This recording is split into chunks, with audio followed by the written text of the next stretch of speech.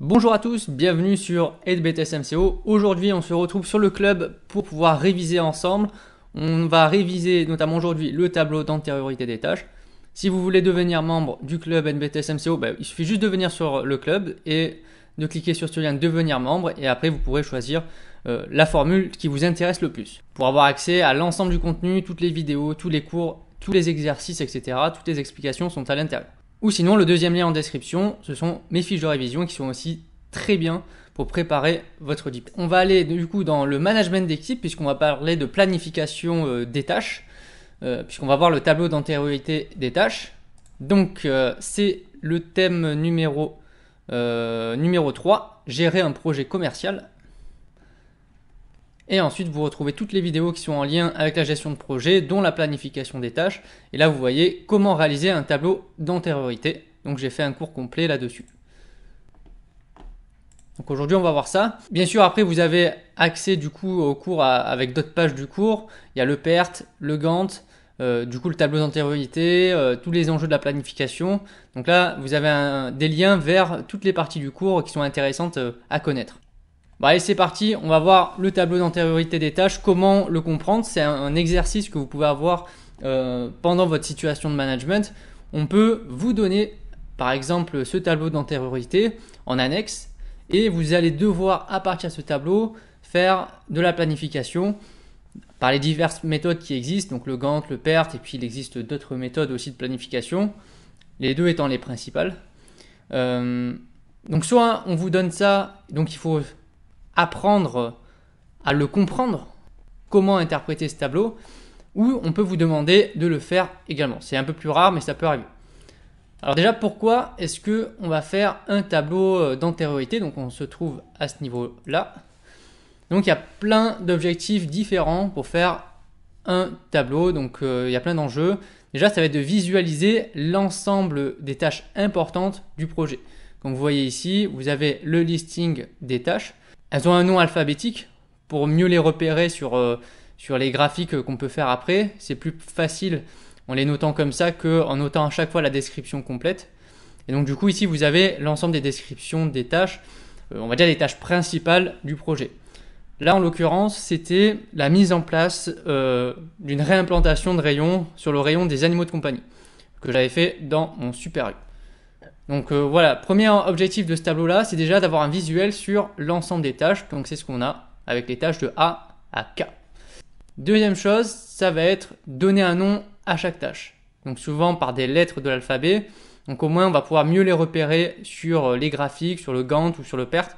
Parce qu'on notera la tâche par son numéro ou son nom de tâche plutôt qu'à chaque fois mettre l'ensemble de la description.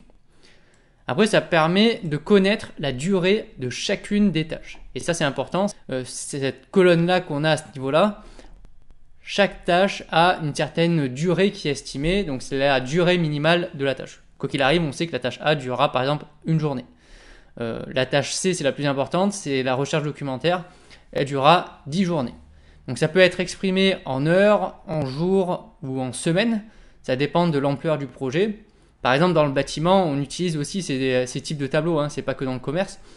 Par contre, c'est exprimé en semaines parce que vous vous rendez bien compte qu'il y a beaucoup, un chantier, ça dure souvent plusieurs mois, voire plusieurs années. Donc là, c'était une action managériale à mettre en place, donc comme une réimplantation. Donc ça s'étendait, on va dire, sur à peu près une vingtaine de jours, 15 à 20 jours à peu près.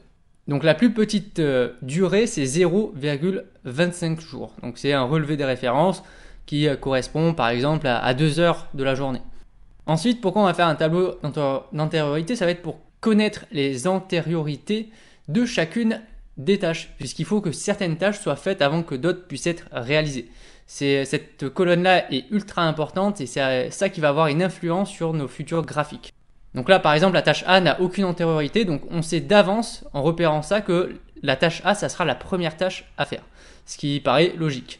Et ensuite, les autres tâches, il faut attendre, par exemple, pour la tâche B, que la tâche A soit effectuée pour pouvoir la commencer.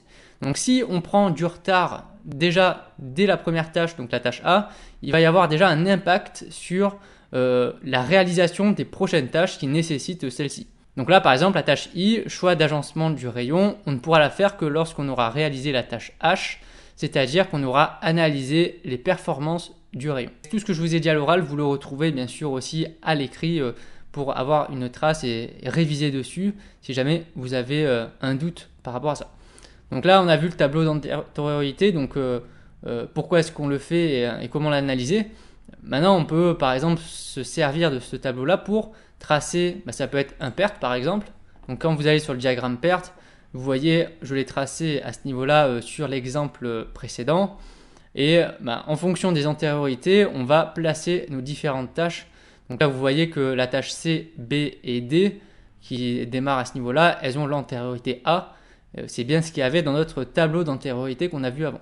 Et puis ensuite, on suit notre tableau et puis on va pouvoir tracer nos différentes tâches au fur et à mesure pour arriver jusqu'à la dernière. Et on voit que la date au plus tôt, c'est de 15,5 jours à la fin. Donc quoi qu'il arrive, notre projet durera 2 semaines. S'il n'y a pas de retard, si jamais il y a du retard sur le chemin critique, que j'ai tracé normalement un peu plus bas. Donc le chemin critique, il est un peu plus bas, on va voir, voilà. Il est là le chemin critique, donc ça veut dire que si toutes ces tâches qui sont sur ce chemin critique prennent du retard, la durée minimale du projet, qui est de 15,5 jours, elle sera rallongée. Par rapport au deuxième graphique possible, le diagramme Gantt, donc là, voilà à quoi ça ressemble. Donc on reprend pareil notre tableau d'antériorité précédent, avec les différentes tâches, soit on les met dans l'ordre alphabétique, soit on le met dans l'ordre chronologique de réalisation. Ça dépend. L'avantage de la première possibilité, c'est que c'est vachement plus simple de faire ça, mais la deuxième possibilité est avantageuse dans le sens où on prend vraiment les tâches dans l'ordre où elles arrivent, donc c'est un peu plus cohérent dans la lecture du graphique. Donc là, on a juste à suivre pour savoir quelle tâche est-ce qu'on fait. Là, des fois, il faut faire un peu de gymnastique entre certaines tâches parce qu'il faut bondir d'une tâche à l'autre. Ça se fait, bien entendu, mais souvent, on préconise plutôt celle-ci. Le diagramme Gantt, c'est extrêmement simple à faire. Après, il suffit juste de reporter la durée des tâches en prenant en compte les antériorités et puis on les met toutes à la suite au fur et à mesure. Ça nous donne à la fin notre graphique à 15,5 jours. Donc c'est bien ça, 15 jours plus la moitié d'un jour. Donc 15,5. Et pareil sur le Gantt, après vous pouvez trouver le chemin critique. Donc tout simplement c'est là où à chaque fois, quand on suit le chemin critique, tout s'enchaîne naturellement. Là vous voyez bien qu'entre la tâche B, il n'y a plus rien derrière. La tâche D aussi, il n'y a plus rien derrière. Donc c'est là où on a des marges de manœuvre. Donc on doit, souvent c'est une question qui revient souvent, c'est quelles sont les tâches qui ne supportent pas de retard, ou en tout cas quelles seraient les tâches qui, si elles prennent du retard, auraient un impact sur la durée totale du projet. Donc voilà, on arrive à la fin de cette petite vidéo de révision sur la planification. C'est en tout cas un exercice managérial qui est très demandé, ça arrive quasiment à chaque fois en fait. C'est l'exercice incontournable qu'on aura à faire. Alors ça peut être pour un projet commercial comme celui-là, ça peut être pour une opération commerciale de promotion à mettre en place, ça peut être pour l'implantation, je ne sais pas, d'un drive, pour le lancement d'une gamme, pour l'ouverture d'un magasin. Il y a plein de mobiles possibles pour ce type d'exercice qui peut arriver. En tout cas, si en annexe déjà vous avez un tableau d'antériorité, vous êtes sûr qu'à l'examen, vous aurez de la planification, donc un Gantt ou un PERT à faire ou un autre type de graphique.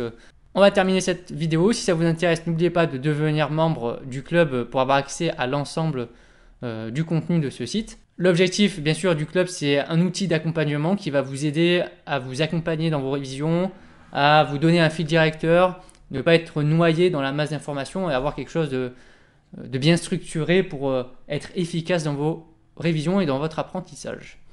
Merci à tous, on se retrouve très vite pour une nouvelle vidéo. Allez, bye!